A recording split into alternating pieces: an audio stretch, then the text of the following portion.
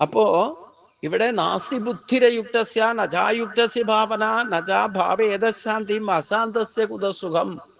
ഇത് ഓർത്തിരുന്നോളണം. നമ്മുടെ ശരീരം കൊണ്ട് നമുക്ക് ഈ പറയുന്ന പ്രക്രിയ ചെയ്യാൻ സാധിച്ചിട്ടില്ലെങ്കിൽ ഒരിക്കലും ശാന്തി അനുഭവിക്കാൻ സാധ്യമല്ല എന്ന് ഭഗവാൻ പറഞ്ഞിരിക്കണം.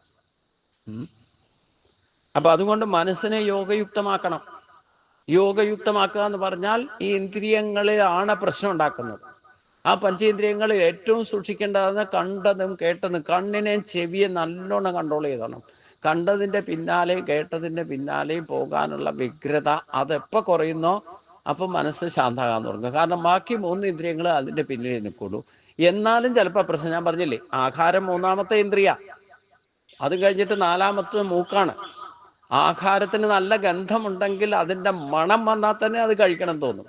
അപ്പം നിങ്ങൾ കഴിക്കാതിരിക്കുകയാണെങ്കിലും എല്ലാ അടുക്കളയിൽ പാചകം ചെയ്യുന്ന ഭക്ഷണത്തിൻ്റെ മണം നിങ്ങളെ ബാധിച്ചാൽ പോലും അത് നിങ്ങളുടെ മനസ്സിനെ ബാധിക്കും. അപ്പം നിങ്ങൾ ധ്യാനത്തിലിരിക്കുന്ന സമയത്ത് അടുക്കളയിൽ പാചകം ചെയ്യുന്നവർ നല്ല സ്വാദിഷ്ടമായ ഭക്ഷണം പാചകം ചെയ്യുന്നുണ്ടെങ്കിൽ അതിൻ്റെ ഗന്ധം നിങ്ങളുടെ മൂക്കിൻ്റെ അടുത്തേക്ക് എത്തും, യാതൊരു സംശയവുമില്ല. അത്ര ക്യാച്ചിങ് പവർ ആ ഗന്ധവും മൂക്ക് പിടിച്ചു വലിക്കും. അപ്പൊ അതിലേക്ക് നിങ്ങളുടെ മനസ്സ് പോകും. ഇങ്ങനെ നമ്മളെ അശാന്തമാക്കാൻ വേണ്ടിയിട്ടുള്ള സർവ്വ ആസുരീയ സമ്പത്തും നമുക്ക് ചുറ്റുമുണ്ടേ. അതാണ് വിഷയങ്ങള്. ജ്ഞാനേന്ദ്രിയം ഉണ്ടെങ്കിൽ 5 വിഷയങ്ങളും ഉണ്ട്. യഥാർത്ഥ ജ്ഞാനത്തിലേക്ക് എത്തിക്കാൻ വേണ്ടിയിട്ട് പ്രതിസന്ധി ഉണ്ടാക്കാൻ, പ്രത്യാഘാതം ഉണ്ടാക്കാൻ വേണ്ടിയിട്ട് നിൽക്കുന്ന വിഷയങ്ങളും ഉണ്ട്. ഇതാണ് ആസുരീ സമ്പത്ത് എന്ന് പറയുന്നത്. നമ്മൾ ഈശ്വരനിലേക്ക് അടുക്കാൻ ശ്രമിക്കുന്ന ഒരാളെ ഈ വിഷയങ്ങൾ തന്നെ പ്രതിബന്ധം ഉണ്ടാക്കും. അത് അതിൻ്റെ സ്വഭാവം അതാ. അപ്പൊ ആ സ്വഭാവത്തിൽ നിന്ന് നമ്മൾ അതിനെ വർജിക്കണം എന്നർത്ഥം. ഇതിൽ ഓരോ ശ്ലോകവും നമ്മളെ ഒരു ദിവസം മുഴുവൻ ചിന്തിച്ചാലും എത്ര വേണമെങ്കിലും എലാബറേറ്റ് ചെയ്ത് വിശദീകരിച്ച് നമുക്ക് മനസ്സിലാക്കാനുള്ളതുണ്ടെന്നർത്ഥം. അത് കുറേയൊക്കെ ഞാൻ പറയുന്നത് കേട്ടിട്ട് നിങ്ങൾ സ്വയം ഒന്ന് വിചാരം ചെയ്യണം. അപ്പോഴാണ് ഇതിൻ്റെ നമ്മൾ ഏതൊക്കെ തരത്തിലാണ് വ്യതിചലിക്കുന്നത് എന്നർത്ഥം. ഞാൻ പറഞ്ഞല്ലോ, നമ്മൾ ധ്യാനിച്ച് ജപിച്ചുകൊണ്ടിരിക്കുന്ന സമയത്ത് അടുക്കളയിൽ നല്ലൊരു ഭക്ഷണം ആരെങ്കിലും ഉണ്ടാക്കണമെങ്കിൽ അതിൻ്റെ ഗന്ധം നമ്മുടെ മൂക്കിൻ്റെ അറ്റത്ത് വന്നാൽ ആ നമ്മുടെ ധ്യാനവും ഇല്ലെങ്കിൽ ജപവും ഒക്കെ ഈ ഗന്ധത്തിലേക്ക് പോകും.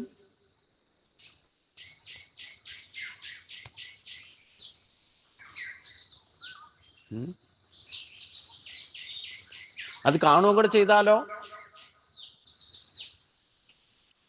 അതേപ്പറ്റി കേട്ടാൽ മതി. അല്ലേ, ആഹാരത്തെ പറ്റി കേട്ടാൽ മതി. പുളിന്ന് പറഞ്ഞാൽ വായിൽ നാവിൽ വെള്ളം വരുമല്ലോ, അല്ലേ? ഇപ്പൊ ഞാനിത് പറയുമ്പോ തന്നെ നിങ്ങളുടെ നാവിൽ വെള്ളം വന്നിട്ടാണ്. അത്ര ശക്തി ഇന്ദ്രിയ ശക്തികൾക്ക് ഓരോന്നിനും ഓരോ വിഷയങ്ങൾ രമിക്കാനുള്ള ടെൻഡൻസിയാണ് ഉള്ളത്. അതാണ് ഈ അതിൻ്റെ അടിസ്ഥാന ദേവത അതിന് പകർന്നു കൊടുത്തിരിക്കുന്നത്. അപ്പൊ അതിനെ ആവശ്യമുള്ളപ്പോൾ ആവശ്യമുള്ളത് ഉപയോഗിക്കാൻ പഠിക്കണം. ഒന്നും വേണ്ടാന്ന് വെക്കാൻ, നിയന്ത്രിക്കാന്ന് പറഞ്ഞാൽ നിരോധിക്കുക എന്നല്ല അർത്ഥം. വേണ്ടത് വേണ്ട സമയത്ത് കൃത്യമായിട്ട് ഉപയോഗിക്കാൻ പഠിച്ചോളൂ.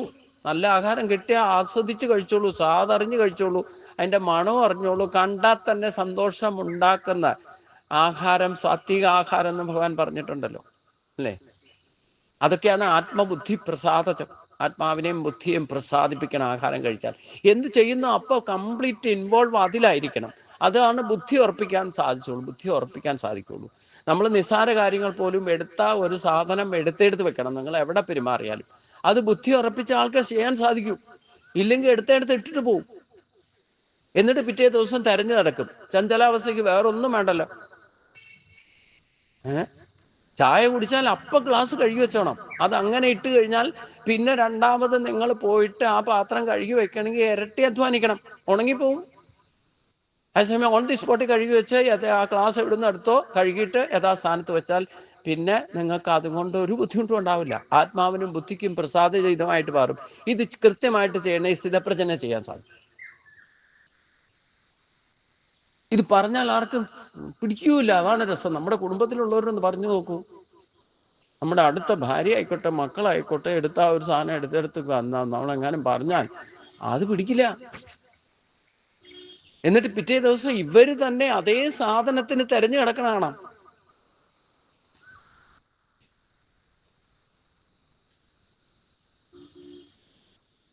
ഞാൻ എന്താ ഇത് കൈകാര്യം ചെയ്യണമെന്ന് ചോദിച്ചു കഴിഞ്ഞാൽ, ഒരാളോട് ഒരു സാധനം എടുക്കാൻ പറഞ്ഞാൽ അത് എടുത്തിട്ട് എവിടെ വെക്കണമെന്ന് ഞാൻ ശ്രദ്ധിക്കും. എന്നിട്ട് പിറ്റേ ദിവസം ഇവർ തിരഞ്ഞു നടക്കണ കാണാം. എന്നിട്ട് കാണുന്നില്ല എന്ന് പറഞ്ഞുകൊണ്ട് അന്വേഷിച്ച് നടക്കും. ഞാൻ അത് പോയിട്ട് കണ്ടുപിടിച്ചെടുത്ത് കൊടുക്കും. എന്ത് കാണാതെ പോയാലും പിന്നെ പിള്ളേർ വരെ എൻ്റെ അടുത്ത് വരും, മുത്തശ്ശനോട് ചോദിച്ചാൽ അറിയാം എവിടെയായിരിക്കണേന്ന്. ഞാനിത് വാച്ച് ചെയ്ത് വെക്കും ഇവരെവിടെയാ വെക്കണമെന്നേ. പിന്നെ കണ്ടുപിടിക്കാൻ എന്താ വിഷമം? എന്നാൽ ഇവർക്ക് അറിയില്ല, ഇവർ തന്നെയാ വെച്ചത്, പക്ഷെ അറിയില്ല. എന്താ കാരണം? മനസ്സ് ഏകാഗ്രമല്ല. വിഷയങ്ങളിൽ വ്യാപരിക്കും, കണ്ടതിൻ്റെയും കേട്ടതിൻ്റെയും പിന്നാലെയൊക്കെ പോവും. അത് എപ്പോൾ തോന്നും എടുക്കും, അനുഭവിക്കും. അത് കഴിഞ്ഞ് അതിൻ്റെ കൺസിക്വൻസീസ്, അതിൻ്റെ വരായ്മ ഒന്നും ചിന്തിക്കില്ല. അപ്പോൾ ഉപേക്ഷിച്ചു. കുട്ടികൾ തന്നെ കളിപ്പാട്ടം എടുത്തിട്ട് എവിടെയെങ്കിലും ഇടും. എന്നിട്ട് പിന്നെ അവർ തന്നെ തേടി നടക്കും. ഞാൻ പറഞ്ഞു, നിന്റെ കളിപ്പാട്ടം എന്താ ഇന്ന സ്ഥലത്തിരിക്കണ്ട, നീയാണ് കൊണ്ടുവച്ചത് എന്ന് പറയും. എന്നിട്ട് വലിയ അത്ഭുത സിദ്ധി പോലെയാകാം. മുത്തശ്ശനോട് പറഞ്ഞാൽ മതി, കണ്ടുപിടിക്കും. ബാക്കിയുള്ളവരും പറയും. ഇതിൽ വലിയ അത്ഭുത സിദ്ധിയൊന്നുമില്ല. നമ്മളൊന്ന് ശ്രദ്ധിച്ചാൽ, നമ്മുടെ കാര്യം മാത്രമല്ല ബാക്കിയുള്ളവരുടെ കാര്യം കൂടെ ശ്രദ്ധിച്ചാൽ ആരെന്തെടുത്തിട്ട് എവിടെയാണ് വെക്കണമെന്നൊക്കെ കൃത്യമായിട്ട് കണ്ടുപിടിക്കാം. അവരുടെ സ്വഭാവം പ്രത്യേകിച്ചും കണ്ടുപിടിക്കാൻ സാധിക്കുക. അവരെന്തായിരിക്കും ചെയ്യുക എന്നുള്ളത് നമ്മൾ നിഗമനം ഒക്കെ നിസ്സാരമായിട്ട് കണ്ടുപിടിക്കാൻ സാധിക്കും, അനുമാനിക്കാൻ സാധിക്കും. ഞാൻ ഒരാൾ പോകുന്നത് കണ്ട് ഞാൻ പറഞ്ഞില്ലേ, ഒരു നായ തന്നെ പോയാൽ ഇതാ ഇപ്പം തിരിഞ്ഞു നോക്കുമെന്ന് പറഞ്ഞാൽ തിരിഞ്ഞു നോക്കും. അത് യാതൊരു സംശയമില്ല. ഇതെന്തുകൊണ്ടാണ് സാധിക്കുന്നത്? മനസ്സിനെ ഏകാഗ്രമാക്കി വിഷയങ്ങളിൽ വ്യാപരിക്കുന്നുണ്ടെങ്കിലും അത് നമ്മുടെ നിയന്ത്രണത്തിലാണ്. മനസ്സ് നമ്മുടെ നിയന്ത്രണത്തിലാണ്. അപ്പൊ ബുദ്ധിയിൽ സ്റ്റേബിലിറ്റി ഉണ്ടാവും. സ്റ്റേബിലിറ്റി ഉണ്ടെങ്കിൽ അത് സാധിക്കൂ. അപ്പൊ അതുകൊണ്ട്, കാരണം ഇന്ദ്രിയങ്ങളുടെ സ്വഭാവം എന്താ? അതിന്റെ വിഷയങ്ങളിൽ ചരിക്കുക എന്നുള്ളതാ.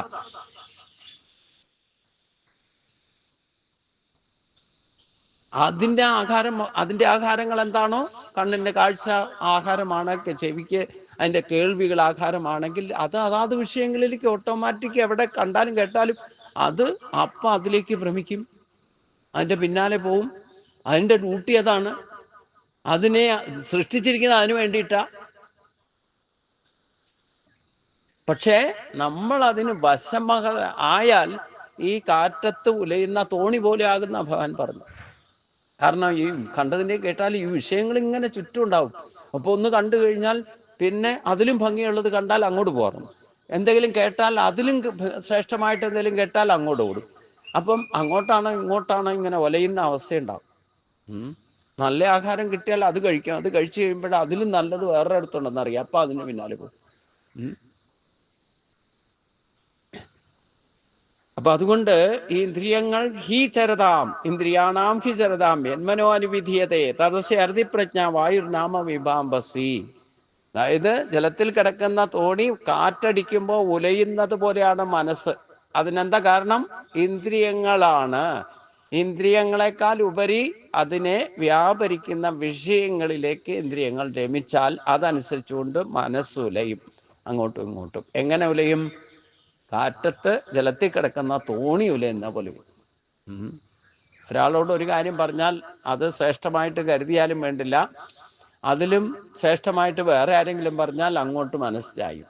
നമുക്ക് എവിടെയെങ്കിലും ചാരി നിൽക്കണം. അതാണ് ഏറ്റവും വലിയ പ്രശ്നം. അപ്പോൾ അതുകൊണ്ട് വിഷയങ്ങളിൽ വ്യാപരിക്കുന്ന ഇന്ദ്രിയങ്ങളെ നല്ലോണം നിയന്ത്രിക്കാൻ പഠിക്കണം എന്നാണ് പറയുന്നത്. അതുകൊണ്ട് വെള്ളത്തിൽ തോണിയെ കാറ്റെന്ന പോലെ ഇവൻ്റെ വിവേകത്തെ വലിച്ചുകൊണ്ട് എത്ര അറിവുണ്ടായാലും വേണ്ടില്ല, ഇന്ദ്രിയങ്ങൾ ഇങ്ങനെ ഏതെങ്കിലും വിഷയങ്ങൾ വ്യാപരിച്ചാൽ അതനുസരിച്ചുകൊണ്ട് വിവേകത്തെ പോലും വലിച്ചുകൊണ്ടു. നമ്മൾ അനുഭവജ്ഞാനം ഉണ്ടെങ്കിൽ പോലും അതുപോലും നിഷ്പ്രയോജനമായിട്ട് ആ വിഷയങ്ങളുടെ പിന്നാലെ പോകും. അപ്പോൾ അതുകൊണ്ട് ഇതിനെ രക്ഷപ്പെടാനാണ് നിത്യനൈമിത്യ കർമ്മങ്ങളിൽ തന്നെ ആഹാര നിയന്ത്രണം ശീലിക്കാൻ പറയുന്നത്. നമ്മൾ കരച്ചിൽ തുടങ്ങിയത് ആഹാരത്തിന് വേണ്ടിയിട്ടാണ്, പിന്നെ കരഞ്ഞുകൊണ്ടിരിക്കുന്നതും ആഹാരത്തിന് വേണ്ടിയിട്ടാണ്, പണിയെടുക്കുന്നുണ്ടെങ്കിൽ ഒരു ചാൺ വയറിന് വേണ്ടിയിട്ടാന്ന് പറയാം, അല്ലേ?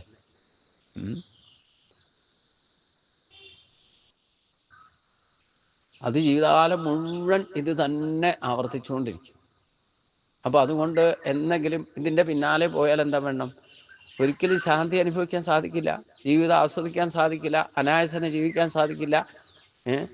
അപ്പം ഈ ആഹാരത്തിൽ നിയന്ത്രണം, 3 തരത്തിലുള്ള ആഹാരത്തെ കഴിക്കുന്നതുകൊണ്ട് എന്തൊക്കെയാ വ്യത്യാസം എന്നുള്ളത് ഭഗവാൻ പറഞ്ഞു തരുന്നുണ്ട്. നമ്മൾ കഴിഞ്ഞ അധ്യായങ്ങൾ ഇത് ഭഗവാൻ തന്നെ ആഹാരത്തെപ്പറ്റി 17-ാം അധ്യായത്തെ പറ്റി പറയുന്നുണ്ട്. അപ്പം ആ ആഹാരത്തെ നിയന്ത്രിക്കാൻ തുടങ്ങിയാൽ പിന്നെ പതുക്കെ പതുക്കെ ഇന്ദ്രിയങ്ങളുടെ അതിൻ്റേതായ വിഷയങ്ങൾ വ്യാപരിക്കുന്നത് നമ്മുടെ കൺട്രോളിലാകാൻ തുടങ്ങും.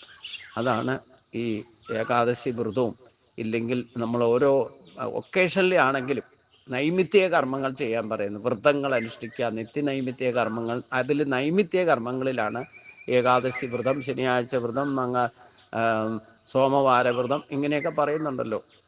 7 ദിവസവും നമുക്ക് എന്തെങ്കിലും കാരണം പറഞ്ഞിട്ട് വ്രതം നോക്കിയാൽ അത് സുവൃതമായി തീരും. അപ്പോൾ ഇന്ദ്രിയങ്ങൾ നിയന്ത്രിക്കാൻ സാധിക്കും.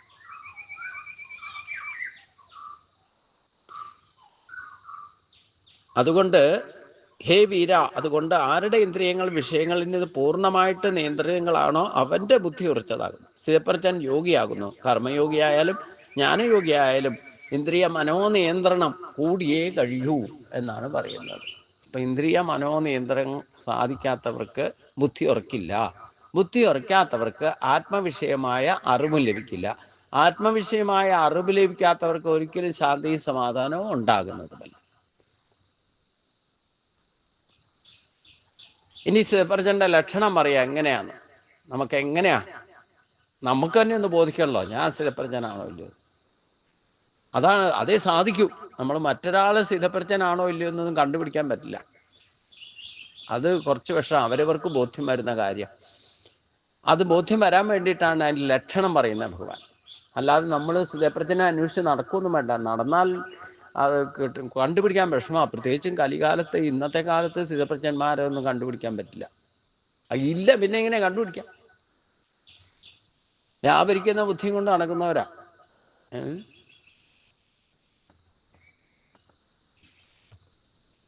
ഭക്ഷണം കൊടുത്താൽ പോലും അത് ആസ്വദിച്ച് കഴിക്കാൻ പറ്റില്ല. ഒരനുഭവം, എല്ലാ സുഖഭോഗങ്ങളും ഉണ്ടെങ്കിലും ഈ ആത്മശാന്തി ലഭിക്കാത്തവർക്കില്ല, ആത്മവിഷയമായ അറിവ് ലഭിക്കാത്തത് ഒന്നും വേണ്ടവണ്ണം അനുഭവിക്കാൻ യോഗം ഉണ്ടാവില്ല. എല്ലാം മുമ്പിലുണ്ടെങ്കിലും വേണ്ടില്ല, അത് വേണ്ട വിധത്തിൽ ഉപയോഗിക്കാനോ അത് ആസ്വദിക്കാനോ സാധിക്കാതെ വരും. വെറുതെ ജീവിതം വ്യർത്ഥമാകും. ചോദിച്ചാൽ എന്താ പറയും? സമയമില്ല എന്ന് പറയും. അവനവന് വേണ്ട ആഹാരം പോലും ചിലപ്പോൾ നിന്നുകൊണ്ടായിരിക്കും കഴിക്കാൻ. ഇരുന്ന് സമാധാനമായിട്ട് കഴിക്കാൻ സമയമില്ല. പിന്നെ എന്ത് ചെയ്യും? സമയമില്ല എന്ന് ആരാ പറയണേ? നമുക്കെല്ലാവർക്കും 24 മണിക്കൂർ തന്നിട്ടുണ്ട് ഇല്ലേ? ഇതിനെ 25 ആക്കാനോ 23 ആക്കി കുറയ്ക്കാനോ അവരവരുടെ സൗകര്യത്തിന് നമ്മുടെ ടെക്നോളജി കൊണ്ട് പറ്റുമോ? എന്നാൽ പിന്നെ എന്ത് സൗകര്യമായിരുന്നു? എനിക്കിന്ന് 1 മണിക്കൂർ കൂടുതൽ വേണമെന്ന് പറഞ്ഞാൽ അത് കൂട്ടിയെടുക്കാമായിരുന്നല്ലോ. എനിക്കിന്ന് ഇത്രയും സമയം വേണ്ട, അത് കുറച്ചാൽ മതി, 23 മതി ഇന്ന് എന്ന് പറഞ്ഞാൽ പറ്റുമോ? എന്നാൽ പിന്നെ ആയുസ്സും കൂട്ടവും കുറയ്ക്കുകയൊക്കെ ചെയ്യാമായിരുന്നു അവരുടെ സൗകര്യത്തിന്. അപ്പം ഈ ബാഹ്യ വിഷയങ്ങൾ വ്യാപരിക്കുന്നവർക്കാണ് ഈ സമയമില്ല സമയമില്ല എന്ന് പറയുന്നത്. ഉള്ള സമയത്തെ വേണ്ടവണ്ണം യൂട്ടിലൈസ് ചെയ്യാൻ പഠിക്കുന്നവനെ ബുദ്ധി ഉറപ്പിച്ചവനായി. നമുക്കൊരു ഒരേ ഒരു ശ്രേഷ്ഠമായൊരു ജന്മം കിട്ടിയിട്ടുണ്ട്, മനുഷ്യജന്മം. ആ ജന്മം വേസ്റ്റാക്കാതെ വേണ്ടത് വേണ്ട സമയത്ത് വേണ്ടതുപോലെ ഉപയോഗിക്കാൻ സാധിച്ചാൽ അവൻ ഉത്തമ മനുഷ്യനാണ്, പൂർണ്ണ മനുഷ്യനാണ്. ഭഗവാൻ 125 വയസ്സ് വരെ പൂർണ്ണനായിട്ട് ജനിച്ചപ്പോൾ മുതൽ മരണം വരെ കൃതകൃത്യമായിട്ട് പ്രവർത്തിച്ചു കാണിച്ചു. ഭഗവാൻ എപ്പോഴും പ്രസന്നചിത്തനായിരുന്നു. അശാന്തനായിട്ട് ഒരിക്കലും നമുക്ക് ഭഗവാനെ കാണാനോ കേൾക്കാനോ ഭഗവാനെ പറ്റി ചിന്തിക്കുമ്പോൾ ഒരിടത്തും കേൾക്കാൻ സാധിക്കില്ല.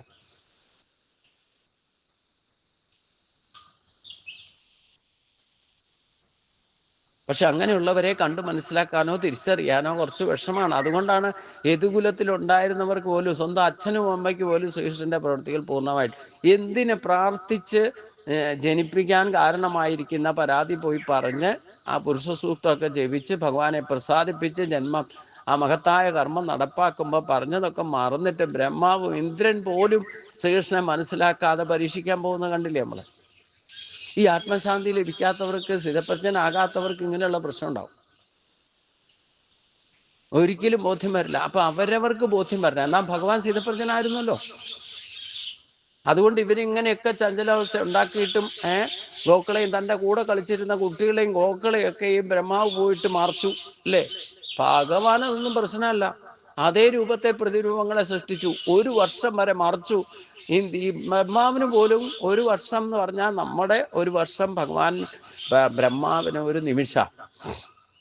ബ്രഹ്മാവിൻ്റെ കണക്കിൽ ഒരു നിമിഷത്തേക്കേ മറിച്ചുള്ളൂ. പക്ഷെ അത് ഭൂമിയിലേക്ക് വന്നപ്പോൾ 1 വർഷമായി.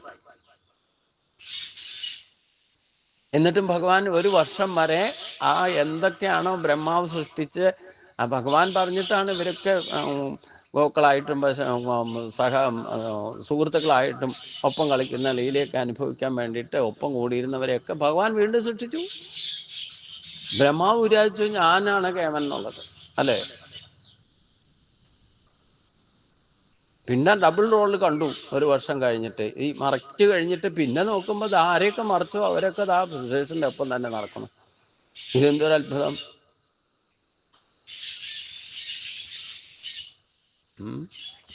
അപ്പൊ അതുകൊണ്ട് ഈ ദേവന്മാർക്ക് പോലും സ്ഥിതിപ്രജ്ഞത്വം ചിലപ്പം കിട്ടുകയും ചെയ്യും, ചിലപ്പോൾ നഷ്ടപ്പെടും. നഷ്ടപ്പെട്ടാൽ വിവേകം വലിച്ചു കൊണ്ടുപോകും, അറിവ് പോലും മറഞ്ഞു പോകുന്ന അർത്ഥം. അങ്ങനെ ഈ ചെയ്ത കാര്യം പോലും എന്തിനു വേണ്ടിയിട്ടാണ് ഭഗവാൻ വന്ന്, എത്ര ശ്രേഷ്ഠമാതയോടാണ് വന്നത്. ഭഗവാന്റെ കൂടെ നടന്നവർക്ക് പോലും ഭഗവാനെ മനസ്സിലാക്കാൻ സാധിച്ചില്ല സ്ഥിതപ്രജ്ഞനായിരുന്നിട്ടും. നമ്മുടെ കൂടെയുള്ളവരും സ്ഥിതപ്രജ്ഞനാരെന്ന് നമ്മൾ കണ്ടുപിടിച്ച് അന്വേഷിച്ച് നടക്കുകയൊന്നും വേണ്ട. നമ്മൾ സ്ഥിതപ്രജ്ഞനാകാൻ ശ്രമിക്കുക. അവരവർക്ക് ബോധ്യം വരുന്ന കാര്യമാണ്. അതാണ് ഇവിടെ പറഞ്ഞത്. സ്ഥിതപ്രജ്ഞൻ്റെ ഏറ്റവും വലിയ ലക്ഷണം ഇവിടെ ഭഗവാൻ പറയുന്നത് എന്താ? യാ നിശാ സർവഭൂതാനാം തസ്യാം ജാഗ്രതി സംയമേ യസ്യാം ജാഗ്രതി ഭൂതാ നിശാ പശ്യതോമനെ. സർവഭൂതാനാം യാ നിശ, എല്ലാ ജീവികൾക്കും യാതൊന്ന് രാത്രിയായി തോന്നുന്നുവോ തസ്യാം സംയമി ജാഗ്രതി എന്നാണ്. തസ്യാം സംയമി ജാഗ്രതി, അതിൽ ആ രാത്രിയിൽ ജിതേന്ദ്രിയൻ ഉണർന്നിരിക്കും. യസ്യാം ഭൂതാനി ജാഗ്രതി, യാതൊന്നിൽ ജീവികൾ, മറ്റ് ജീവികൾ, സാധാരണ ജീവികൾ ഉണർന്നിരിക്കുന്നുവോ സാ പശ്യതി മുനേ നിശ, അത് പകൽ ആത്മതത്വത്തെ ദർശിക്കുന്ന മുനിക്ക് രാത്രിയായിട്ട് മാറും. എന്ന് പറഞ്ഞാൽ എന്താ? സർവ്വജീവികൾക്കും ഇരുട്ട് നിറഞ്ഞു നിൽക്കുന്ന രാത്രിയായി തോന്നുന്നത് എന്തോ അതിൽ ജിതേന്ദ്രിയൻ ആയിരിക്കുന്ന യോഗി ഉണർന്നിരിക്കും. യാതൊന്നിൽ ജീവികൾ ഉണർന്ന് പ്രവർത്തിക്കുന്നുവോ സ്ഥിതപ്രജ്ഞൻ, അതിൽ രാത്രി പോലെ ഉറങ്ങിയവനെ പോലെ ഇരിക്കും. അതായത് പരമാർത്ഥ തത്വത്തിൽ ബുദ്ധി ഉറപ്പിക്കാത്ത സർവഭൂതങ്ങളും സർവജീവജാലങ്ങളും ആത്മനിഷ്ഠ അവസ്ഥ രാത്രി പോലെ തോന്നും. എന്നാൽ ജിതേന്ദ്രിയനാകട്ടെ അപ്പോൾ ആത്മബോധത്തോടെ വർത്തിക്കും. സകല ജീവികളും ലൗകിക അനുഭവങ്ങളിൽ ഉണർവോടെ വർത്തിക്കുമ്പോൾ ജിതേന്ദ്രിയൻ അവയിൽ അനാസക്തനാകയാൽ നിദ്രയിൽ എന്ന പോലെ ഇരിക്കും. അതായത് ഈ ആസുരീ സമ്പത്തിൻ്റെ പിന്നാലെ പായുന്ന സാധാരണ ജനങ്ങളുടെ വിഷയങ്ങളിലൊന്നും, ഈ ഭൗതിക വിഷയങ്ങളിലൊന്നും സ്ഥിതപ്രജ്ഞനായവൻ ഒരിക്കലും ഭ്രമിക്കുകയോ അതിൻ്റെ പിന്നാലെ ഓടുകയോ ചെയ്യില്ല.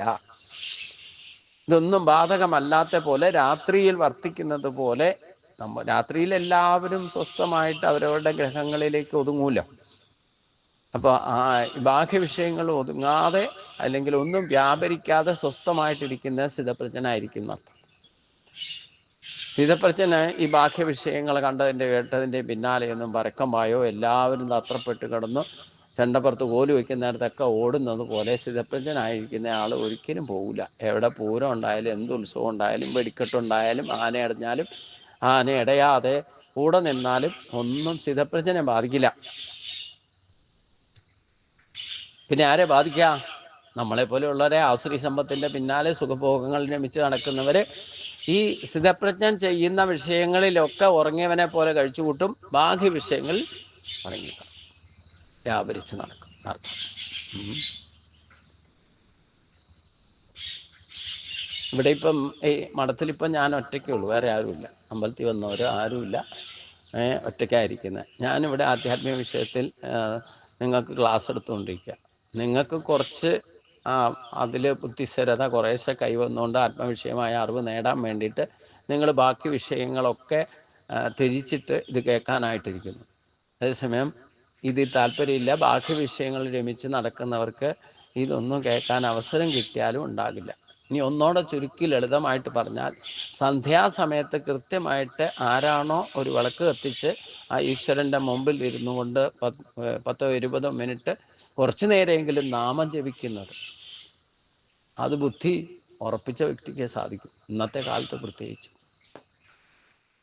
ആ സമയത്ത് ആ വിട്ടിപ്പെട്ടിയുടെ മുമ്പിലിരുന്ന് സീരിയൽ കണ്ട് കരയുക എന്നുള്ള വിഷയമൊന്നും ഈ നാമം ജപിക്കുന്ന ആൾക്ക് ബാധിക്കുകയില്ല. അതിലൊന്നും രമിക്കാതിരിക്കുന്നവനായിരിക്കും. ബാഹ്യമായിട്ടുള്ള ഒരു വിഷയങ്ങളിലും ഈ ഈശ്വര താല്പര്യമില്ല, ഈശ്വര ഉപാസന ചെയ്യുന്നവർക്ക് ഉണ്ടാകില്ല എന്നർത്ഥം. അത് ആത്മവിഷയമായ അറിവും കൂടെ ലഭിച്ചു കഴിഞ്ഞാലോ പിന്നെ ഒരു കാരണവശാലും അങ്ങനെയുള്ള വിഷയങ്ങളിലൊന്നും അവരെ ഇടപെടുകയില്ല. നിസ്സംഗഭാവത്തിൽ വർത്തിക്കുകയും ചെയ്യും. ഇതൊന്നും അവരെ ബാധിക്കുകയും ചെയ്യും. ഇതിനിടയ്ക്ക് നിന്നാൽ പോലും അതൊന്നും ബാധിക്കാതെ നിൽക്കുകയും ചെയ്യും. അപ്പോൾ ബുദ്ധിയെ ഉറപ്പിച്ചവൻ ഈ ബാഹ്യമായ ആസുരീ സമ്പത്തിൻ്റെ ഒരു ചലനത്തിലും വ്യതിചലിക്കാതിരിക്കുക. അത് ഇന്ദ്രിയ വിഷയങ്ങളിൽ പഞ്ചവിഷയങ്ങൾ നേരെ മുമ്പിൽ വന്നാലും അതിലൊന്നും ഉലയാതിരിക്കുന്ന ആള് സ്ഥിതപ്രജ്ഞനായിരിക്കും അർത്ഥം. എന്നാൽ ബാഹ്യവിഷയങ്ങളിൽ രമിക്കുന്നവരോ ഈ ജിതേന്ദ്രിയൻ ചെയ്യുന്ന കാര്യങ്ങളൊന്നും അവർക്ക് താല്പര്യം ഉണ്ടാവില്ല. അതുകൊണ്ടാണ് യദുകുലത്തിലുള്ളവരാരും ശ്രീകൃഷ്ണനെ മനസ്സിലാക്കാൻ പറ്റാതെ പോയത്. അവരൊക്കെ ഭൗതിക വിഷയങ്ങളിൽ ആണ് രമിച്ച് നടന്നിരുന്നത്. അതുകൊണ്ട് തന്നെ ഭഗവാൻ എത്ര കൃത്യമായിട്ട് സമയാസമയങ്ങളിൽ ഉപദേശമൊക്കെ കൊടുത്തിട്ടുണ്ടെങ്കിലും അതൊക്കെ മറിഞ്ഞു പോയിട്ട് ബ്രാഹ്മണശാപം മേടിക്കരുതെന്നൊക്കെ ഉപദേശിക്കുകയൊക്കെ ചെയ്തെങ്കിൽ അവസാനം ബ്രാഹ്മണശാപം മേടിക്കും. കാരണം നമ്മൾ ഈ ബാഹ്യ വിഷയങ്ങളിൽ രമിക്കാൻ പോയി കഴിഞ്ഞാൽ നമുക്ക് വിവേകം ഉണ്ടെങ്കിൽ പോലും അത് നിന്ന് വഴുതിപ്പോകാനിട വരും. അതാണ് പ്രശ്നം. പരമാർത്ഥ തത്വത്തിൽ ബുദ്ധി ഉറപ്പിക്കാതെ ഇരുന്നാൽ ഈ ബാഹ്യവിഷയങ്ങളിൽ രമിക്കൂ. അവിടെ ഒരു ബുദ്ധി പ്രവർത്തിക്കുന്നുണ്ട്, പക്ഷെ ബാഹ്യ വിഷയങ്ങളിൽ രമിക്കാനുള്ള ബുദ്ധിയായിരിക്കും. അതേസമയം ജിതേന്ദ്രന്റെ ബുദ്ധി എപ്പോഴും ഈശ്വരപ്രാപ്തിക്ക് വേണ്ടിയിട്ടായിരിക്കും പ്രവർത്തിക്കുക. തമ്മിലുള്ള വ്യത്യാസം മനസ്സിലാക്കിക്കൊള്ളുക. ആത്മസാക്ഷാത്കാരത്തിന് ശ്രമിക്കുന്നവർക്ക് ശ്രേയസ് ഉണ്ടാകും. എന്നാൽ ഭൗതിക വിഷയങ്ങളിൽ രമിക്കുന്നവർക്ക് പ്രേയസ് ഉണ്ടാകും. പ്രേയസ് ഉണ്ടായാൽ അത് സുഖദുഃഖങ്ങൾക്ക് കാരണമായി ഭവിക്കും. അത് കർമ്മബന്ധനത്തിന് കാരണമായി ഭവിക്കും. അതേസമയം ജിതേന്ദ്രനായാലോ നിവർത്തി മാർഗത്തിൽ ചരിക്കും. അവന് ആത്യന്തികമായിട്ട് ഈശ്വരപ്രാപ്തിയായിരിക്കും ഉണ്ടാകുക. വ്യത്യാസം മനസ്സിലാക്കുക. അതായിരിക്കും ശ്രേയസ്. ഇനി ഒരിക്കൽ കൂടി ഒരു ഉദാഹരണം കൂടെ പറയുന്നുണ്ട് ഭഗവാൻ. ആപൂര്യമാണ് അചലപ്രതിഷ്ഠം സമുദ്രമാപ പ്രവശന്തി തദ്വൽ കാമായം പ്രവശന്തി സർവേ സ ശാന്തി ആപ്നോതി ന കാമകാമി. ആപ യത്വത്. ആപ എന്ന് പറയുന്നത് നദീജലങ്ങൾ ഏത് പ്രകാരമാണോ ജലസ്രോതസ്സുകൾ സമുദ്രത്തിൽ പോയി ചലിക്കുന്നത് പോലെ ആപൂര്യമാണ് അജലപ്രതിഷ്ഠം. നിറഞ്ഞ സ്ഥിരമായി നിൽക്കുന്ന സമുദ്രം പ്രവശന്തി, സമുദ്രത്തിൽ പ്രവേശിക്കുന്നത്. തത്വൽ സർവേ കാമ യം പ്രവശന്തി. അപ്രകാരം എല്ലാ കാമനകളും ആരിൽ പ്രവേശിക്കുന്നുവോ സ്വശാന്തി ആപ്നോതി, അവൻ ശാന്തിയെ പ്രാപിക്കുന്നു. കാമി കാമകാമി, കാമങ്ങളെ കാമിക്കുന്നവൻ ശാന്തിയെ പ്രാപിക്കുന്നുമില്ല. നാനാ നദികളിലെയും ജലങ്ങൾ ഏത് പ്രകാരമാണോ നിറഞ്ഞ് സ്ഥിരമായിട്ട് നിൽക്കുന്ന സമുദ്രത്തിൽ പ്രവേശിക്കുന്നത്, അപ്രകാരം എല്ലാ കാമനകളും അതിൽ പ്രവേശിക്കാതെ അവൻ ശാന്ത സ്വരൂപത്തെ പ്രാപിക്കുന്നു. എന്നാൽ കാമങ്ങളെ കാമിക്കുന്നവൻ ശാന്തിയെ പ്രാപിക്കുന്നതുമല്ല. ഇപ്പം ഒരു സമുദ്രത്തെ ശ്രദ്ധിച്ചറിയാം. നാനാ ദിക്കിൽ നിന്നും ശുദ്ധജലമോ മലിനജലമോ എന്ത് തന്നെ സമുദ്രത്തിലേക്ക് പോയി ചേർന്നാൽ അത് സമുദ്രമായി ഭവിക്കും. പിന്നെ ആ സമുദ്രത്തിൽ നിന്ന് ആര് ടാങ്ക് നിറച്ചു കൊണ്ടുപോയാലും ബക്കറ്റ് നിറച്ചു കൊണ്ടുപോയാലും ഒരു തുള്ളി കൊണ്ടുപോയാലും സമുദ്രത്തിന് വല്ല മാറ്റം സംഭവിക്കും. അപ്പൊ ജിതേന്ദ്രിയൻ, അതായത് സ്ഥിതപ്രജ്ഞനായിരിക്കുന്ന ആളിലേക്ക് ഏത് തരം വിഷയങ്ങൾ ഏത് ഭാഗത്ത് നിന്ന് വന്ന് അവനെ ബാധിച്ചാലും അവനെ ഇതൊന്നും ബാധിക്കാതെ സംശുദ്ധമായിട്ട് നിൽക്കും. സമുദ്രം എപ്രകാരം സ്ഥിതി ചെയ്യുന്നു, ഒരു ജ്ഞാനിയായിരിക്കുന്ന സ്ഥിതപ്രജ്ഞന്റെ അടുത്തേക്ക് ഏത് വിഷയം വന്നാലും അതൊന്നും ഈ സ്ഥിതപ്രജ്ഞനെ ബാധിക്കുന്നതല്ല എന്നർത്ഥം. എന്ന് മാത്രമല്ല, അവൻ ശാന്തസ്വരൂപനായിരിക്കും.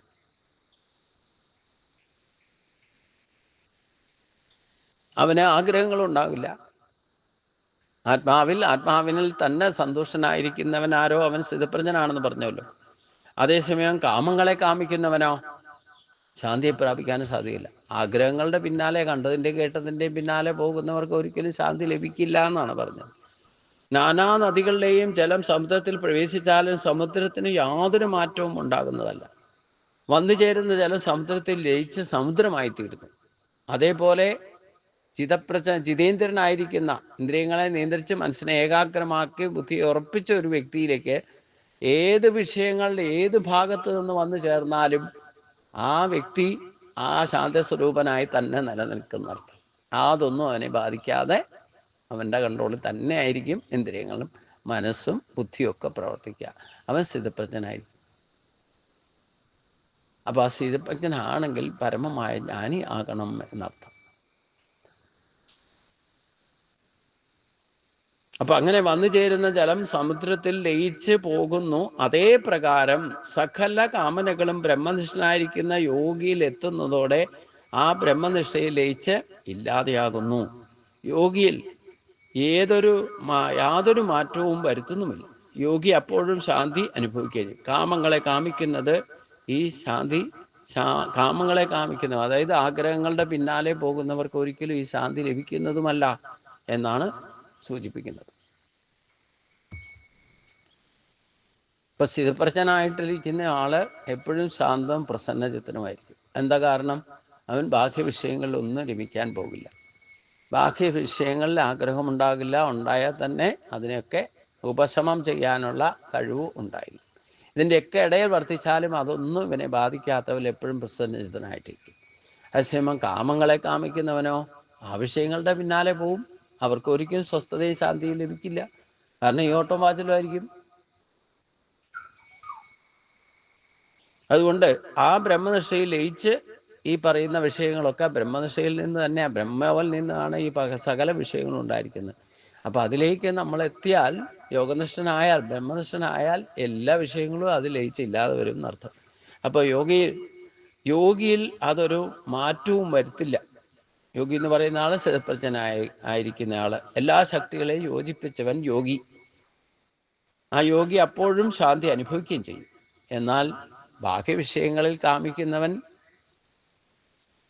അവൻ ഒരിക്കലും ശാന്തി കിട്ടില്ല. കാരണം ഈ ബാഹ്യ വിഷയങ്ങളിൽ ഒന്ന് കഴിയുമ്പോൾ മറ്റൊന്നെന്നുള്ള നിലയ്ക്ക് ഇങ്ങനെ ഓടിക്കൊണ്ടേയിരിക്കും. വിഹായ കാമാൻ യാ സർവാൻ പുംആസരതി നിസ്പൃഹഃ നിർമ്മമോ നിരഹങ്കാരക സ ശാന്തിമതി ഗച്ഛതി. വിഹായ കാമാൻ യാ സർവാൻ പുംആസരതി നിസ്പൃഹഃ നിർമ്മമോ നിരഹങ്കാരക സ ശാന്തിം അധിഗച്ഛതി. യാ പൂമാൻ സർവാൻ, യാതൊരാൾ സകല കാമാൻ വിഹായ, കാമങ്ങളെ ഉപേക്ഷിച്ച്, നിസ്പൃഹഃ നിർമ്മമ, ആശയും എൻ്റേതെന്നുള്ള ജ്ഞാനവും, നിരഹങ്കാര, ഞാനെന്ന ഭാവമില്ലാതെ, ചരിക്കുന്നുവോ സശാന്തിം അധിഗച്ഛതി, അവൻ ശാന്തിയെ പ്രാപിക്കുന്നു. യാതൊരാൾ സകല കാമങ്ങളും, അതായത് ആഗ്രഹങ്ങളും വെടിഞ്ഞ് ആശയും മമതയും അഹങ്കാരവും ഇല്ലാതെ വർത്തിക്കുന്നുവോ അവൻ ശാന്തിയെ പ്രാപിക്കും.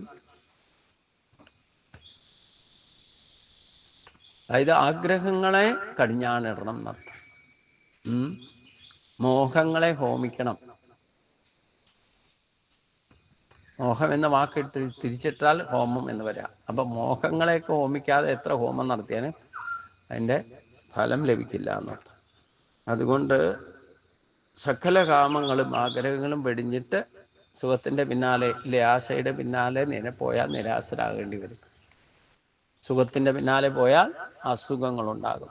ഇങ്ങനെ ആശയും മമതയും എല്ലാം ലവലേശമില്ലാതെ വർത്തിക്കണം. അപ്പോഴാണ് ശാന്തിയെ പ്രാപിക്കാൻ സാധിക്കൂ എന്നാണ് ഭഗവാൻ സൂചിപ്പിക്കുന്നത്. യേഷാം ബ്രാഹ്മ്യസ്ഥിതി പാർത്ത നൈനാം പ്രാപ്യമി മുഖ്യതി സിത്വാസ്യാം അന്ധകാലേവി ബ്രഹ്മനിർമ്മാണം പൃച്ഛതി.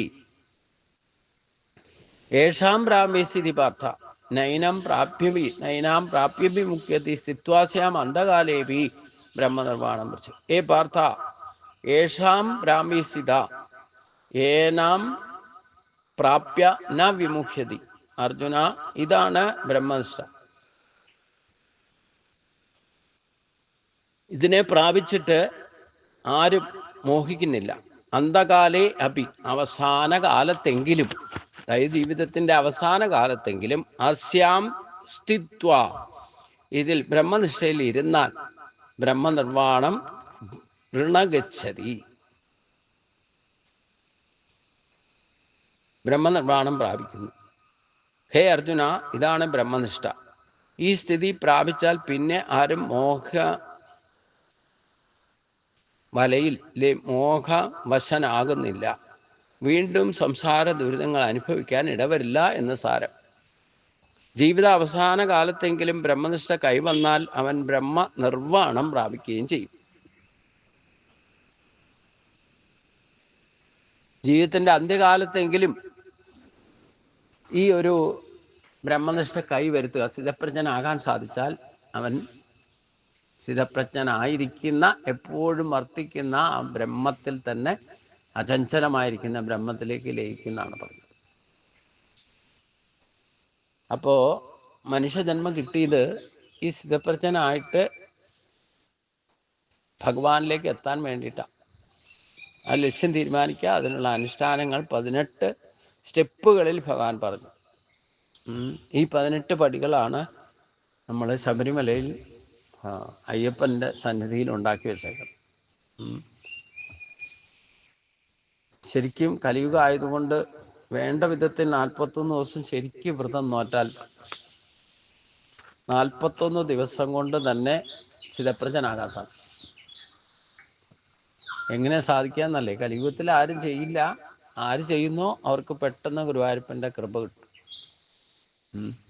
18 പടിയുടെ ഉദ്ദേശം ആദ്യത്തെ 5 പടികൾ പഞ്ചേന്ദ്രിയങ്ങളെയും, പിന്നത്തെ 8 പടികൾ അഹങ്കാരം, ബലം, ദർപ്പം, കാമം, ക്രോധം, പരിഗ്രഹം എന്ന് പറയുന്ന അവികാര വിചാരങ്ങളെയും, പിന്നത്തെ 3 പടികൾ സത്വരജ തമോ ഗുണങ്ങളെയും, പിന്നത്തെ 2 പടികൾ അജ്ഞാനത്തെയും ജ്ഞാനത്തെയുമാണ് കണക്കാക്കുക. ഇതാണ് 18 സ്റ്റെപ്പിൻ്റെ ഉദ്ദേശം. 18 പടി എന്ന് പറഞ്ഞാൽ 18 സ്റ്റെപ്പ് എന്ന് പറഞ്ഞാൽ ഇതാണ്.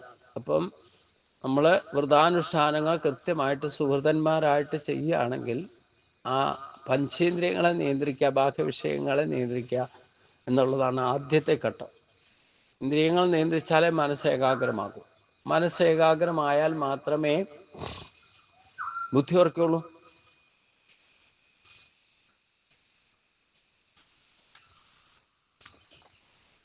അപ്പം അതുകൊണ്ട് കൃത്യമായിട്ട് ഈ ഒരു സ്ഥിതപ്രജ്ഞത്വം നമ്മുടെ ജീവിതത്തിൻ്റെ അന്ത്യകാലത്തെങ്കിലും സാധിച്ചാൽ ആ വ്യക്തി ബ്രഹ്മത്തിൽ ലയിക്കുന്നതാണ് ഭഗവാൻ പറഞ്ഞത്, അതായത് ഈശ്വരനിലേക്ക്. അപ്പോൾ ഈ അഷ്ടവികാരങ്ങളെ ജയിക്കുക, സത്വരജ തമോ ഗുണങ്ങളാകുന്ന മൂലപ്രകൃതി ആണ് പിന്നത്തെ 3 പടികൾ. ഈ സത്വരജ തമോ ഗുണങ്ങളെ ജയിച്ചാലോ അജ്ഞതയുടെ കവചം ഭേദിക്കും. അത് 17ാമത്തെ പടിയാണ്. അതും കടന്നാൽ ജ്ഞാനത്തിൻ്റെ പടിയാകുന്ന 18ാമത്തെ പടി കയറുമ്പോഴാണ് അവിടെ തത്വമസി, ദിവ്യദർശനം എന്നൊക്കെ പറയുന്നത്. ഇന്ന് 41 ദിവസം വ്രതം നോക്കുന്നവരാരാ ഉള്ളത്? കൃത്യമായിട്ട് 50 വർഷം ദർശനം നടത്തിയിട്ടും ഈ 18 പടിയുടെ തത്വം എന്താണെന്ന് അറിയാത്തവരെ ഞാൻ പരിചയപ്പെട്ടിട്ടുണ്ട്. 50 വർഷമായിട്ട് ശബരിമല പോകുന്നതാണ്. പക്ഷേ 18 പടി എന്ന് പറഞ്ഞാൽ നമ്മുടെ ശരീരത്തിലെ തന്നെ 18 ശക്തികളുടെ ആക്ടിവേഷനാണ് ഉദ്ദേശിക്കുന്നത് എന്നർത്ഥം. പടിപൂജ നടത്തുന്ന ആൾക്ക് തന്നെ അറിയുമെന്ന് ദൈവത്തിന് അറിയാം. ചെയ്യിപ്പിക്കുന്നവരുണ്ട്, വഴിപാട് കഴിപ്പിക്കുന്നവരുണ്ട്. അത് ചെയ്യുന്ന തന്ത്രിമാരൊക്കെയാണ് ചെയ്യുക. അവർക്ക് പോലും ഈ 18 പടിയുടെ തത്വം എന്താണെന്ന് കൃത്യമായിട്ട് ശാസ്ത്രത്തിൽ പറഞ്ഞേക്കണമൊക്കെ ചിലപ്പോൾ അവർ പറഞ്ഞു എന്നിരിക്കും. പക്ഷെ താത്വിക വശത്തിൽ എങ്ങനെയാണ്, എന്താണ് ഉദ്ദേശിക്കുന്നതെന്ന് ചോദിച്ചു കഴിഞ്ഞാൽ അതറിയാൻ പറ്റില്ല. ഈ സ്ഥിതപ്രജ്ഞത്വമാണ് ഉദ്ദേശിക്കുന്നത്. അവർക്ക് ഇത് ശരിക്കും ഫോളോ ചെയ്താൽ 41 ദിവസം കൊണ്ട് ദിവ്യ ദർശനം ലഭിക്കുന്നതാണ്. 18 വർഷം പോകേണ്ട ആവശ്യമൊന്നുമില്ല, ഒരൊറ്റ ക്ലിക്കിൽ തന്നെ കിട്ടും. പക്ഷേ അതുപോലെ ഈ വ്രതാനുഷ്ഠാനങ്ങൾ സുവൃത്തന്മാരായിരിക്കണം. ഇന്ന് അതിനൊന്നും സമയമില്ല. വന്ന വണ്ടിക്ക് തന്നെ പോകണം എന്നുള്ള നിലയ്ക്ക് വരുമ്പോൾ ഇപ്പം ദേവസ്വം ബോർഡ് വരെ പമ്പയിൽ നിന്ന് നിങ്ങൾക്ക് റെഡിമെയ്ഡ് കെട്ടൊക്കെ കിട്ടുന്നുണ്ട്. അപ്പോൾ അവിടുന്ന് എടുത്ത് തോളത്ത് വെച്ചുകൊണ്ട്, പൈസ അടച്ചിട്ട് തോളത്ത് വെച്ചുകൊണ്ട് പോയാൽ മതി.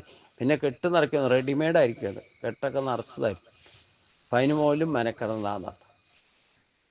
ഇങ്ങനെ പോയിട്ട് വന്നാലൊന്നും ഈ സ്ഥിരപ്രജ്ഞത്വം ഒക്കെ ലഭിക്കില്ല എന്നർത്ഥം. എന്ന് മാത്രമല്ല, ജീവിതത്തിൽ ഒരിക്കലും സുഖവും ശാന്തി അനുഭവിക്കാൻ സാധ്യത. കാരണം ഇത് മനസ്സിലാക്കിയിട്ടല്ല ചെയ്യണേ. അപ്പം പിന്നെ എങ്ങനെയാ? അപ്പം അതുകൊണ്ട് ആദ്യത്തെ 5 സ്റ്റെപ്പുകളിൽ തന്നെയാണ് ഇന്ദ്രിയങ്ങളെ നിയന്ത്രിക്കുക എന്ന് പറയുന്നത്. ആ പഞ്ചേന്ദ്രിയങ്ങളെ നിയന്ത്രിച്ചാലേ വികാര വിചാരങ്ങളെ ജയിക്കാൻ സാധിക്കൂ. അതാണ് 41 ദിവസം കൊണ്ട് തന്നെ ശരീരം കൊണ്ട് ചെയ്യേണ്ട തപസ്, വാക്കുകൊണ്ട് ചെയ്യേണ്ട തപസ്, മനസ്സുകൊണ്ട് ചെയ്യേണ്ട തപസ്, ഇങ്ങനെയൊക്കെ നിത്യനൈമിത്യ കർമ്മങ്ങളിൽ തന്നെ കൃത്യമായിട്ട് അത് പാലിക്കാൻ സാധിക്കണം. അപ്പോഴാണ് ജിജ്ഞാസ ഉണ്ടാവും, കൂടുതൽ അറിയാനുള്ള ആഗ്രഹമൊക്കെ ഉണ്ടാവും. നമ്മുടെ മനസ്സിൻ്റെ പ്രതീകാത്മകമാണ് നെയ്യ്. ഈ നെയ്യ് വെണ്ണ കടഞ്ഞ് എടുക്കുന്നതാണ് അല്ലേ? പാലുറച്ച് അതിൽ നിന്ന് തൈരിൽ നിന്ന് പിന്നെ അത് കടഞ്ഞിട്ടാണ് അതിൽ നിന്ന് വെണ്ണ എടുക്കുന്നത്. ആ വെണ്ണ എടുക്കാൻ തന്നെ എത്രമാത്രം അത്യുത്ഥാനം വേണ്ടി വരും. ഈ നെയ്യുടെ കൂട്ടാണ് മനസ്സ്. അത് ഉരുകിക്കഴിഞ്ഞാൽ എന്തിനും ഉപയോഗിക്കാം. ഉരുകണം എന്നുണ്ടെങ്കിലോ ഒന്നുകിൽ ചൂടാക്കിയ പാത്രത്തിലേക്ക് ഒഴിച്ചാൽ അത് ഉരുക്കും, ഇല്ലെങ്കിൽ പാത്രത്തിൽ ഒഴിച്ച് ചൂടാക്കണം. ഇനി ചൂടാക്കുമ്പോൾ ശ്രദ്ധിച്ചാൽ അറിയാം, അടിയിൽ തീ കത്തിച്ചാൽ ആ പാത്രം ചൂടാകും. ചൂടായ പാത്രത്തിലേക്ക് നെയ്യ് ഒഴിച്ചാൽ ഈ പാത്രത്തിൽ നിന്ന് നെയ്യിലേക്ക് ചൂട് പകരും. പിന്നെ എന്തിനു വേണമെങ്കിലും നമുക്ക് എടുത്ത് ഉപയോഗിക്കാൻ സാധിക്കും. ഇനി ചൂടായ നെയ്യ് ഒരു പാത്രത്തിലേക്ക് ഒഴിച്ചാലോ, അപ്പോൾ നെയ്യിലെ ചൂട് പാത്രത്തിലേക്ക് പകരും. ഇവിടെ രണ്ടിടത്തും പ്രവർത്തിക്കുന്നത്, ഈ മീഡിയേറ്ററായിട്ട് നിൽക്കുന്നത് ഈ നെയ്യ് തന്നെയാണ്. പ്രതീകാത്മകമായിട്ട് നെയ്യ് ചൂടാക്കിയാൽ എന്തിനുപയോഗിക്കാം? ഏത് കാര്യത്തിനും ഉപയോഗിക്കാം. അതേപോലെ പരിപക്വമായ മനസ്സുണ്ടെങ്കിൽ അവൻ കർമ്മകുശലതയോടുകൂടി ഏത് പ്രവൃത്തിയും ചെയ്യാൻ സാധിക്കുന്നത്. പിന്നെ മുദ്രയിൽ നടക്കുന്നതിൻ്റെ ഉദ്ദേശം എന്താ? 3 കണ്ണുകൾ സത്വരജ തമോ ഗുണങ്ങളാണ്. നമ്മുടെ ആത്മശക്തി 3 കവചത്താലാണ് ഉള്ളിലിരിക്കുന്നത്. അത് നെയ്യിൻ്റെ രൂപത്തിലാണ്. മനസ്സാണ് നെയ്യ്, മനസ്സിലായില്ലേ? സത്വരജ തമോ ഗുണങ്ങളെ ജയിച്ചാൽ മാത്രമേ മനസ്സ് ഏകാഗ്രമാകൂ, ബുദ്ധി ഉറക്കൂ എന്നർത്ഥം. നമ്മുടെ ശരീരത്തിൽ തന്നെ 18 ശക്തിയുണ്ട്. ഈ 18 ശക്തിയിൽ 17 എണ്ണം ആക്ടിവേറ്റ് ചെയ്താൽ 11 ഇന്ദ്രിയങ്ങളെ നിയന്ത്രിച്ച് 6 ഷഡാധാരങ്ങളെ ഉണർത്താൻ വേണ്ടിയിട്ടാണ് ഈ ജപതപാദികളും വ്രതാനുഷ്ഠാനങ്ങളും ഒക്കെ ചെയ്യുമ്പോൾ തന്നെ നട്ടലിനകത്തുള്ള ശക്തി ആക്ടിവേറ്റ് ആകുമെന്നർത്ഥം. അത് കുറേശ്ശെ നമ്മൾ ഭക്തിയിലേക്ക് ഇതൊക്കെ ചെയ്യണം, ഇല്ലെങ്കിൽ ശബരിമലയ്ക്ക് പോകണം എന്നൊക്കെ തോന്നണേ തന്നെ 4ാമത്തെ സ്റ്റേജിലെത്തിയവർക്കേ സാധിക്കൂ. അതായത് മൂലാധാരത്തിൽ കിടക്കുന്ന ഈശ്വരൻ്റെ ശക്തി ആ ഹൃദയകമലം വരെ എത്തുന്നവർക്ക് മാത്രമേ കുറച്ച് ഭക്തിഭാവം ഉണ്ടാകൂ, ഇല്ലെങ്കിൽ ഉണ്ടാകില്ല. അല്പമാത്രമായിട്ട് ഇനി ജനിച്ചു വന്നിട്ടും തുടക്കത്തിൽ ചിലർക്കുണ്ടാവില്ല, പിന്നെ കുറേ പ്രായമായിട്ടായിരിക്കും, ഇല്ലെങ്കിൽ ഒരു പകുതി ഏജ് കഴിയുമ്പോഴൊക്കെ ആ ഭക്തിഭാവം വരിക. അതൊക്കെ കർമ്മബന്ധനം അനുസരിച്ചുകൊണ്ട് വേരിയേഷൻസ് ഉണ്ടാകും. എല്ലാവർക്കും ഒരുപോലെ ഒന്നല്ല.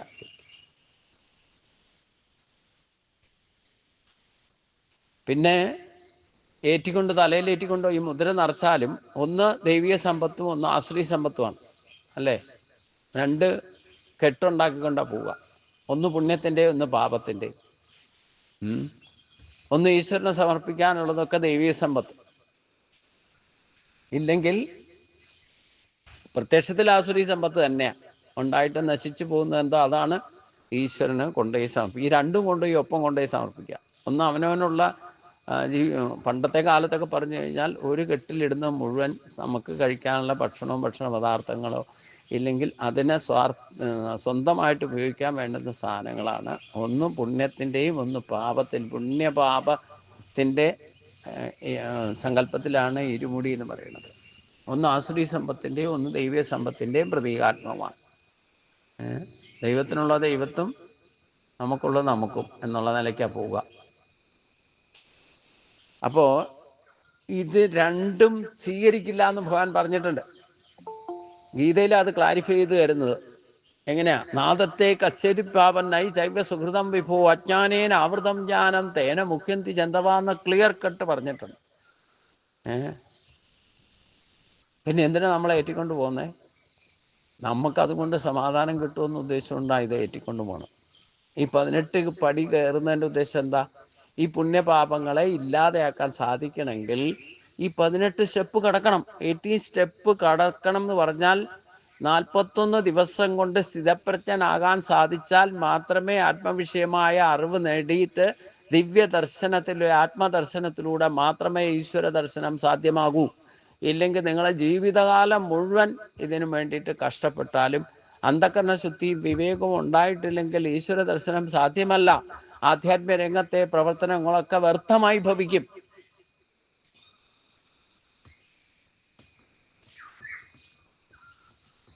അത് പിന്നെ ഈ ഒറ്റ ദിവസം കൊണ്ട് പോയിട്ട് വരികയാണെങ്കിൽ പിന്നെ സമയം പറയണ്ടല്ലോ. എല്ലാ മാസവും ഇപ്പം 5 ദിവസം തുറക്കുമ്പോൾ എല്ലാ മാസവും പോകുന്നവരുണ്ട്. ഇരുമുടിക്കെട്ടും എടുക്കാതെ വടക്കുവശത്തോടെ പോയി ദർശനം നടത്തിയിട്ട് വരുന്നവരുണ്ട്. 18-ാം പടി കയറണമെന്നുണ്ടെങ്കിൽ കുറച്ച് ചിട്ടയൊക്കെ പാലിക്കണം എന്നുള്ളതും ഇരുമുടിക്കെട്ട് വേണം എന്നുള്ള ചിട്ടയും വെച്ചുകൊണ്ട് 18-ാം പടി ആരും കയറില്ല. വടക്കുവശത്തോട് പോയിട്ട് എല്ലാ മാസവും പോയി ദർശനം നടത്തി വരുന്നവരെ എനിക്കറിയാം പേഴ്സണലി.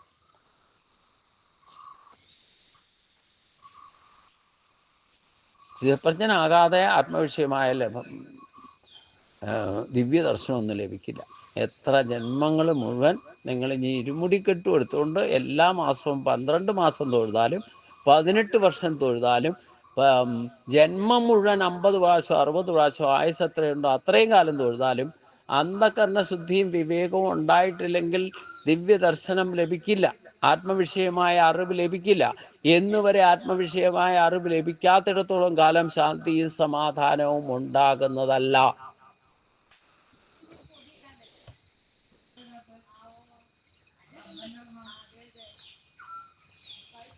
ഇത് കൃത്യമായിട്ട് ക്ലാരിഫൈ ചെയ്ത് നമ്മൾ ചേർത്ത് വായിക്കണം.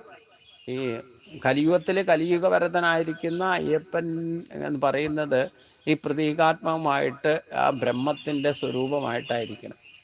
അതായത് കലിയുഗത്തിൽ ഏതൊക്കെ തരത്തിൽ ആണ് മനുഷ്യൻ അവിടെ തിരക്കുണ്ടാക്കുന്നത് പോയിട്ട് ആരും ആത്മസാക്ഷാത്കാരം 1-2 പേരൊക്കെ മനുഷ്യാണാം സഹസ്രേഷു കച്ചില്ലേ എന്ന് പറയുന്ന പോലെ 1-2 പേരൊക്കെ ഉണ്ടാക്കാം. ഞാൻ 3 പ്രാവശ്യം പോയിട്ടുള്ളൂ. പിന്നെ അവിടെ തിരക്കുണ്ടാക്കാൻ പോകാറില്ല. കാര്യം മനസ്സിലാക്കി കഴിഞ്ഞാൽ പിന്നെ നമ്മളവിടെ പോയി തിരക്ക് ജനക്കൂട്ടത്തിൽ പെടരുന്ന ഗീതയിൽ ഭഗവാൻ തന്നെ പറഞ്ഞിട്ടുണ്ട്. നമ്മൾ പല കൺസിക്വൻസീസും ഉണ്ടാകേണ്ടി വരും അവിടെ പോയാൽ. അപ്പം അതുകൊണ്ട് വീണ്ടും സംസാര ദുരിതങ്ങൾ അനുഭവിക്കാൻ ഇടവരാതിരിക്കണമെങ്കിൽ ജീവിത അവസാന കാലത്തെങ്കിലും ബ്രഹ്മനിഷ്ഠ കൈവന്നാൽ അവൻ ബ്രഹ്മനിർവ്വാണം പ്രാപിക്കുക തന്നെ ചെയ്യും. ഒരു മനുഷ്യ ജന്മത്തിൻ്റെ പരമമായ ഉദ്ദേശ ലക്ഷ്യവും കൂടെ ഈ ശ്ലോകത്തിൽ ഭഗവാൻ പറയുന്നുണ്ട്. അപ്പോൾ നമുക്ക് ഇങ്ങനെ ശ്രേഷ്ഠമായൊരു മനുഷ്യജന്മം കിട്ടിയിട്ട് ഈ സംസാര ദുരിതങ്ങൾ അനുഭവിക്കാൻ വേണ്ടിയിട്ട് എത്ര എത്ര എത്ര ജന്മങ്ങളായി വന്നു പോയിക്കൊണ്ടിരിക്കുന്നു. ഇനി എത്ര എത്ര ജന്മങ്ങളെ പറ്റി പറയുമ്പോൾ അതിൽ എക്സൈറ്റ്മെൻറ്റോ ആശ്ചര്യപ്പെടുകയൊന്നും വേണ്ട. ഏതായാലും ഒരു കാര്യം ഉറപ്പിച്ചോളൂ, ഇപ്പം നമ്മൾ ജീവിച്ചിരിക്കുന്നുണ്ടല്ലോ. ഈ ജന്മത്തിൽ എത്ര പ്രായമാണെന്നൊന്നും പ്രശ്നമല്ല. അന്ത്യകാലത്തെങ്കിലും ഭഗവാനെ സാക്ഷാത്കരിക്കാൻ ശ്രമിക്കൂ. ഇനി അന്ത്യകാലത്തെങ്കിലും ശ്രമിക്കണം എന്നുണ്ടെങ്കിൽ എന്നാൽ പിന്നെ പോകുമ്പോൾ ശ്രമിച്ചാൽ പോരേ, ഇല്ലേ അന്നേരം ചെയ്താൽ പോരേ എന്ന് വിചാരിച്ചാലേ നിങ്ങൾ പലവട്ടം വീണാലേ എഴുന്നേറ്റ് നടക്കാറുള്ളൂ, അല്ലേ? കുട്ടികളായാലും.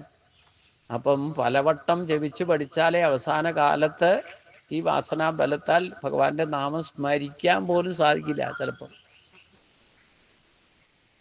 ഏത് വാസനാബലത്തിലാണോ ശരീരം ത്യജിക്കുന്നത് അടുത്ത ശരീരപ്രാപ്തിയും ഇല്ലേ അനന്തരഗതിയും അതനുസരിച്ചായിരിക്കും.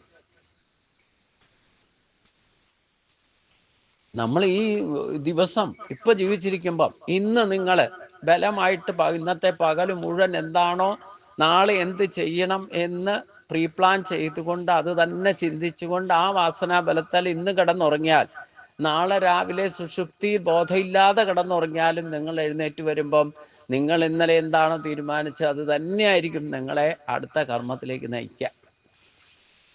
ഇതേപോലെയാണ് ഈ ജീവിതകാലം മുഴുവൻ പ്രബലമായിരിക്കുന്ന വാസനാബലം എന്താണോ അത് വച്ചുകൊണ്ട് നിങ്ങളെ ശരീരം ഏതവസ്ഥയിൽ ത്യജിച്ചാലും അടുത്ത ജന്മത്തിന് കാരണമായി ഭവിക്കും.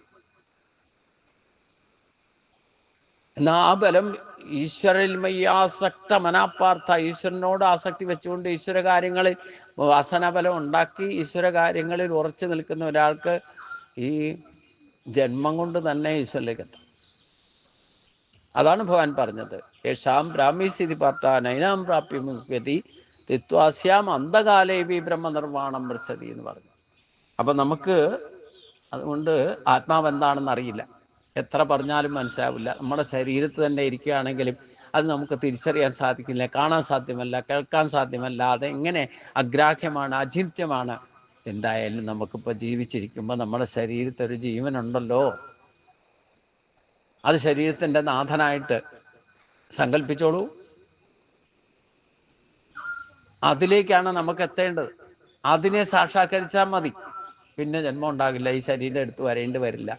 അപ്പം നമുക്കിപ്പോൾ തന്നെയുള്ള ഈശ്വരൻ്റെ ശക്തി ഉപയോഗിച്ചുകൊണ്ടാണ് നമ്മൾ ചിന്തിക്കുന്നതും പറയുന്നതും പ്രവർത്തിക്കുന്നതും. അതൊന്ന് ബോധിച്ചാൽ മതി. ഞാനെന്ന ബോധമുണ്ടാകുന്നത് ആത്മബോധമാണ്. ആ ബോധത്തിൽ ഉറച്ചു നിന്നുകൊണ്ട് നിങ്ങൾ ഈ ജന്മത്തിൽ ഏത് പ്രായത്തെ ശരീരം ത്യജിച്ചാലും ആ ബോധത്തിലേക്കായിരിക്കും ചെന്നെത്തുക. ആ ബോധത്തിലെത്തിയാൽ പിന്നെ തിരിച്ചൊരു ബോധത്തിലേക്ക് വരേണ്ടി വരില്ല. ഭൗതിക ബോധത്തിലാണ് നിങ്ങൾ ശരീരം ത്യജിക്കുന്നതെങ്കിൽ ഏത് വസ്തുവിലാണോ, ഏത് ഇന്ദ്രിയ ഭോഗങ്ങളിലാണോ നിങ്ങളുടെ ബോധം മുറച്ചു നിൽക്കുന്നത്, നിങ്ങൾ അടുത്ത ജന്മ ശരീരം എടുത്ത് വരേണ്ടി വരും. അത് വരാതിരിക്കണമെങ്കിൽ ഇപ്പൊ കിട്ടിയിട്ടുള്ള ഈ ശരീരം ഉപയോഗിച്ചുകൊണ്ട് ഇവിടെ വെച്ച് തന്നെ ഏത് പ്രായത്തിലും ഈശ്വരനെ പ്രാപിക്കാൻ അവസരമുണ്ട് എന്നാണ് ഭഗവാൻ പറഞ്ഞത്. അതൊന്ന് ബോധിക്കണം. എന്ത് ചിന്തിച്ചാലും, എന്ത് പറഞ്ഞാലും, എന്ത് പ്രവർത്തിച്ചാലും ആ ഈശ്വരനിൽ തന്നെ പ്രബലമായ മനസ്സുണ്ടാകും. എന്ത് കാര്യങ്ങൾ ചെയ്താലും അതിൽ തന്നെ ഉറച്ചു നിന്നുകൊണ്ട് ചെയ്യണം.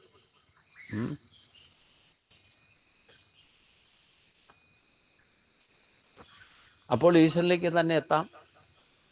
അതില്ലെങ്കിൽ ഭൗതിക കാര്യങ്ങൾ നിങ്ങൾ കുറേശ്ശെ ഭക്തി ഉണ്ടെങ്കിൽ പോലും ആ ഭൗതിക കാര്യങ്ങൾ കാര്യസാധ്യത്തിന് വേണ്ടിയിട്ടാണ് ഈശ്വരനെ പൂജിക്കുന്നത്, ഇല്ലേ ആരാധിക്കുന്നത് എങ്കിൽ അവിടെ ഭൗതിക വസ്തുക്കളായിരിക്കും നിങ്ങളുടെ വാസനാബലം. അപ്പോൾ ആ വസ്തുക്കൾ ഈ ജന്മം കൊണ്ട് അനുഭവിക്കാൻ സാധിക്കാത്തത് അഥവാ അനുഭവിച്ചത് പൂർണ്ണമാക്കാതെ ബാക്കി വെച്ചാൽ,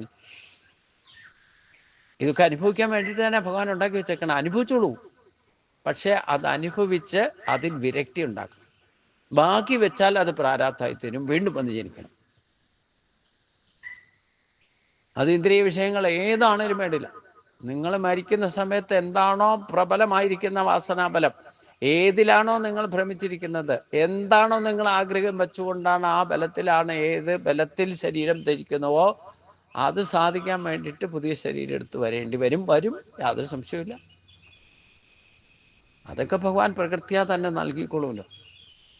നമ്മുടെ സ്വഭാവം അനുസരിച്ച്, നമ്മുടെ ഇഷ്ടാനുസരങ്ങൾ അനുസരിച്ചുള്ള കാര്യങ്ങൾ സാധിക്കാൻ വേണ്ടിയിട്ട് അതിനുള്ള ശരീരമൊക്കെ നൽകിക്കൊള്ളും. അത് പ്രകൃതിയുടെ സർവപ്രകൃതിയായി ഗുണം എന്നൊക്കെ പറയുന്നുണ്ട്. അപ്പം അതുകൊണ്ട് അതാണ് ഏറ്റവും ശ്രേഷ്ഠമായിട്ട് പറയുന്നത്. ഇത് ശ്രീമദ് ഭഗവത്ഗീതാസു ഉപനിഷത്സു ബ്രഹ്മവിദ്യായ യോഗശാസ്ത്രേ ശ്രീകൃഷ്ണാർജുന സംവാദേ സാഖ്യയോഗോ നാമ ദ്വിതീയോധ്യായക. അപ്പം ഈ രണ്ടാമത്തെ അധ്യായം കൊണ്ട് തന്നെ ഗീതോപദേശം ശരിക്കും പൂർണ്ണമാകും. പിന്നെ അത് 16 അധ്യായത്തിലേക്ക് നീണ്ടുപോകാൻ എന്താ കാരണം?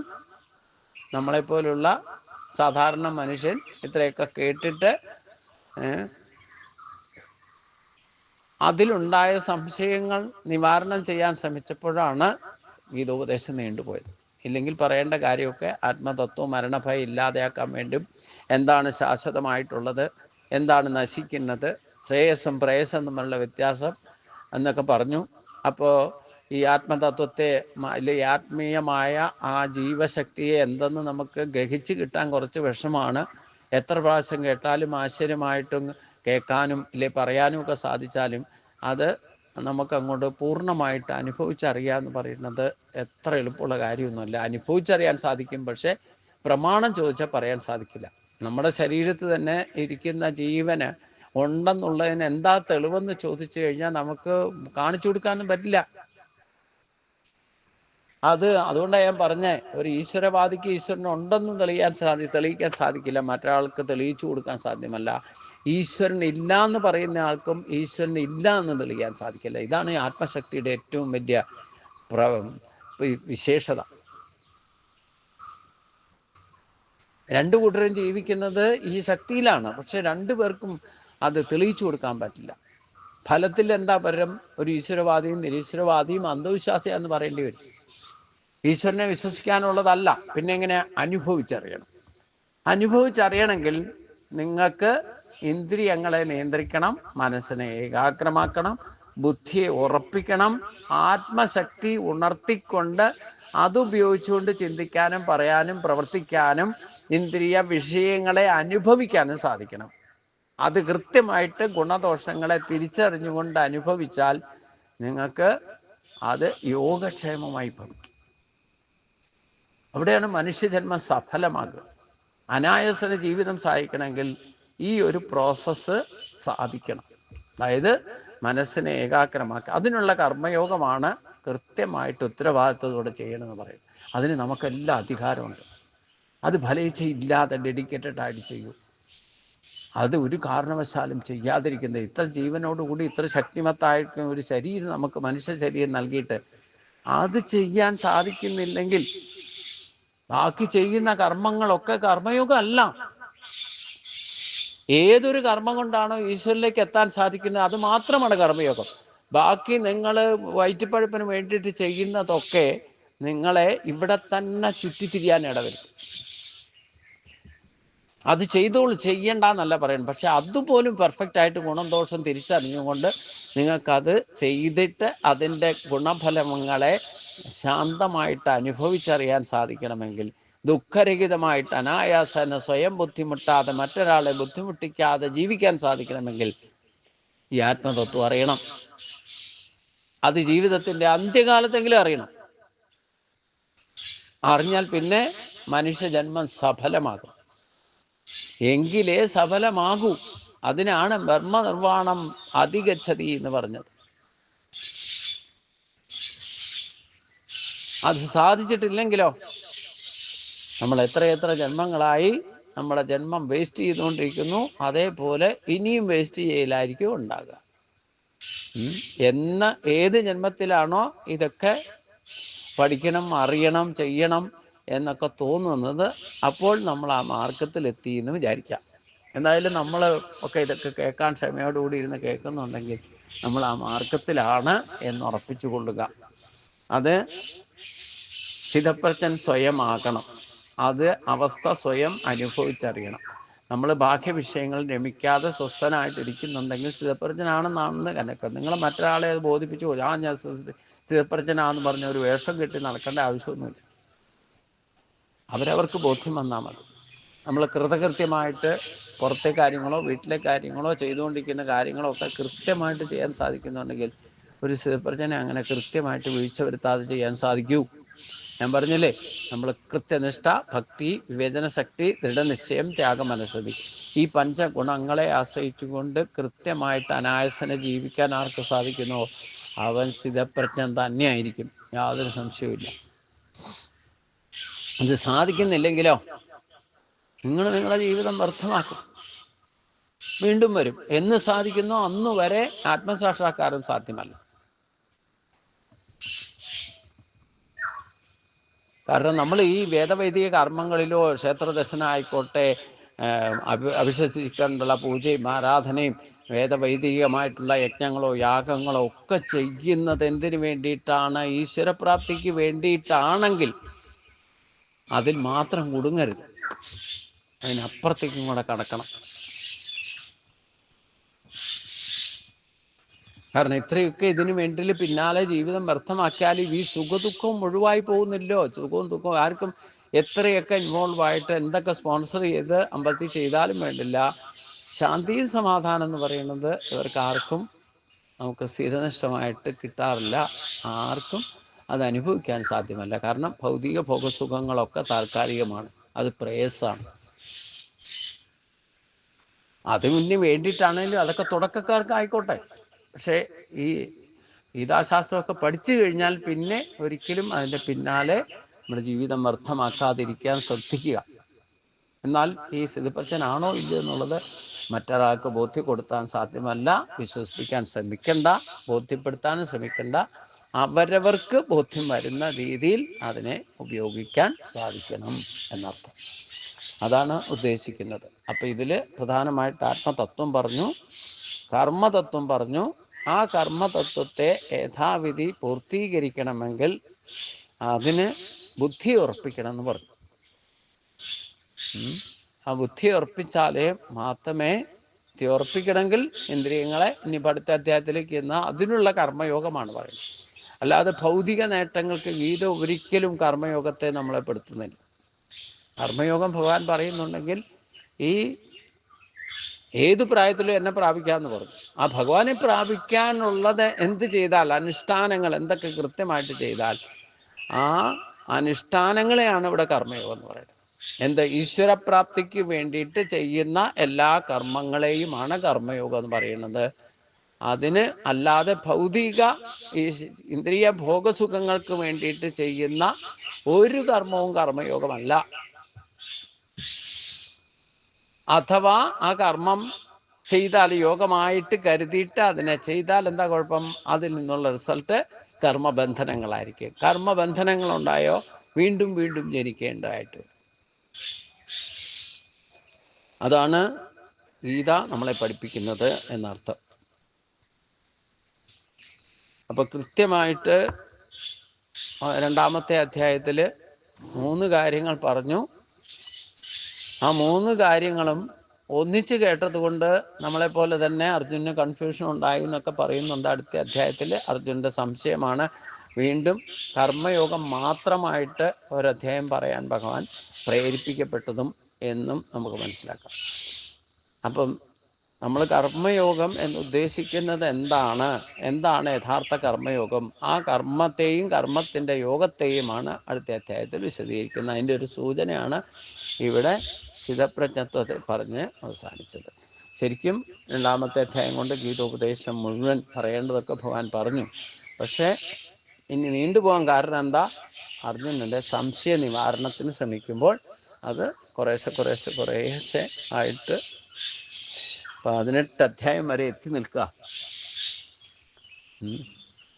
ഈ സർവത്ര ഗോവിന്ദനാമ സങ്കീർത്തനം. ഗോവിന്ദ ഹരി ഗോവിന്ദ.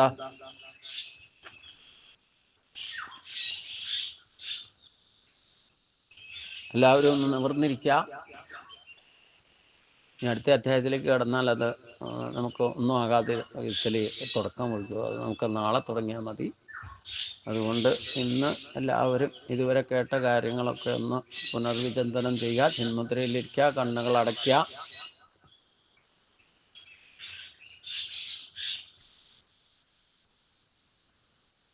രാവിലെ പറഞ്ഞതുപോലെ മനസ്സിൽ എണ്ണിക്കൊണ്ട് 5 പ്രാവശ്യം ശ്വാസം എടുക്കുകയും സാവകാശം എടുക്കുകയും അതിൻ്റെ ഇരട്ടി സമയം കൊണ്ട് നിശ്വസിക്കുകയും ചെയ്യാം. ചിന്മുദ്രയിലിരിക്കുക, ഭ്രൂമധ്യത്തിൽ മാത്രം ശ്രദ്ധിക്കുക. സാധാരണഗതിയിൽ ശ്വാസഗതി രണ്ടാമത്തെ സ്റ്റെപ്പിലാണ് 5 പ്രാവശ്യം ശ്വാസം എടുക്കുക. മനസ്സിൽ എണ്ണിക്കൊണ്ട് ശ്വാസം സാധാരണ പോലെ തന്നെ എടുക്കുക. നിശ്വസിക്കുന്നത് എടുക്കുന്നതിൻ്റെ ഇരട്ടി സമയം കൊണ്ട് നിശ്വാസവായുവിനെ വിടാൻ ശ്രദ്ധിക്കുക. ഇത് ഇങ്ങനെ എടുക്കുന്നതിൻ്റെ ഇരട്ടി സമയം കൊണ്ട് വിടുന്ന ശ്വസന പ്രക്രിയയ്ക്കാണ് നാഡീശുദ്ധി പ്രാണായാമം എന്ന് പറയുക. നമ്മുടെ നാഡികളെയൊക്കെ ശുദ്ധീകരിക്കാനുള്ള കഴിവ് ഈ നാഡീശുദ്ധി പ്രാണായാമം ഉണ്ട്. അത് നമ്മുടെ മന്ത്രം ജപിക്കുമ്പോഴും ഉണ്ടാകും. ഇതറിഞ്ഞുകൊണ്ട് നമ്മൾ 5 എന്ന് എണ്ണിക്കൊണ്ട് ശ്വാസം എടുത്താൽ 10 എന്ന് എണ്ണിക്കൊണ്ട് വിടണം. ഇതൊക്കെ മനസ്സിൽ എണ്ണാവുന്നതേ ഉള്ളൂ. ശ്വാസം എടുക്കുമ്പം സാവകാശം 5 എന്ന് എണ്ണിക്കൊണ്ട് എടുക്കുക. പിന്നെ നിശ്വസിക്കുമ്പോൾ 10 എന്ന് എണ്ണിക്കൊണ്ട് വിടുക. ഇങ്ങനെ ഒരു 5 പ്രാവശ്യം ദീർഘമായിട്ട് ശ്വാസം എടുക്കുകയും ദീർഘമായിട്ട് നിശ്വസിക്കുകയും ചെയ്യുക. അപ്പോഴും കണ്ണടച്ചിരിക്കുക. ഭ്രൂമധ്യത്തിൽ മാത്രം ശ്രദ്ധ, മറ്റു ചിന്തകളൊന്നും ഇല്ലാതിരിക്കുക.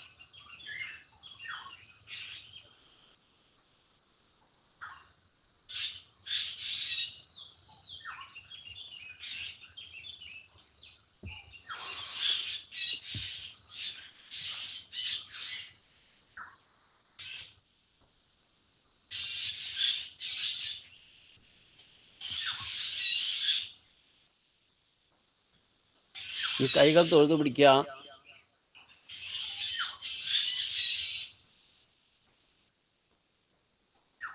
പഞ്ചപ്രണവം. ഓം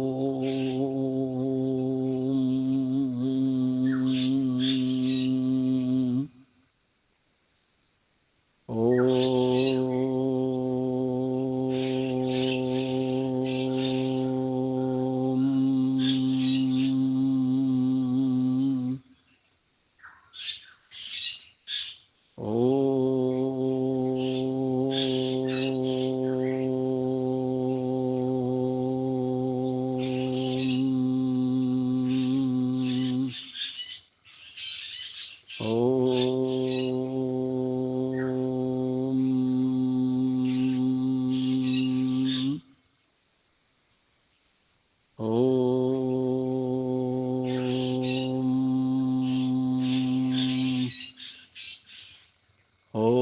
ഗുരുർബ്രഹ്മ ഗുരുർവിഷ്ണു ഗുരുർദേവോ മഹേശ്വര ഗുരു സാക്ഷാൽ പരബ്രഹ്മ തസ്മൈ ശ്രീ ഗുരവേ നമഃ.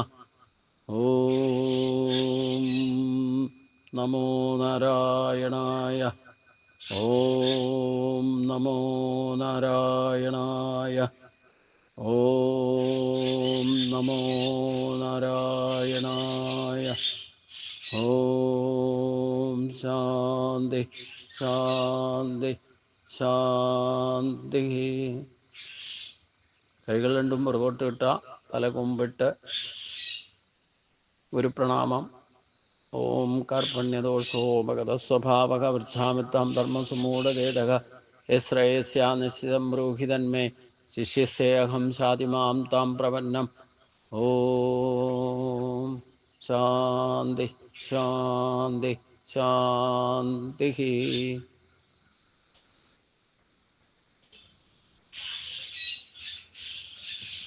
ശ്വാസം എടുത്തുകൊണ്ട് നിവർന്നിരിക്കുക. കൈകൾ 3 പ്രാവശ്യം കൂട്ടിത്തിരുമ്മി ഓരോ പ്രാവശ്യവും ആ ചൂട് മുഖത്ത് കമഴ്ത്തി വെച്ച് പകർന്നു നൽകുക. കണ്ണുകൾ നേരിട്ട് തുടരുത്.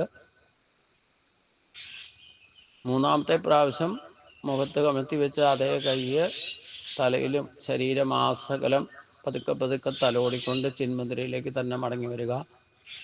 പിന്നെ സാവധാനം കണ്ണുകൾ തുറക്കുക. ഹരി ഓം.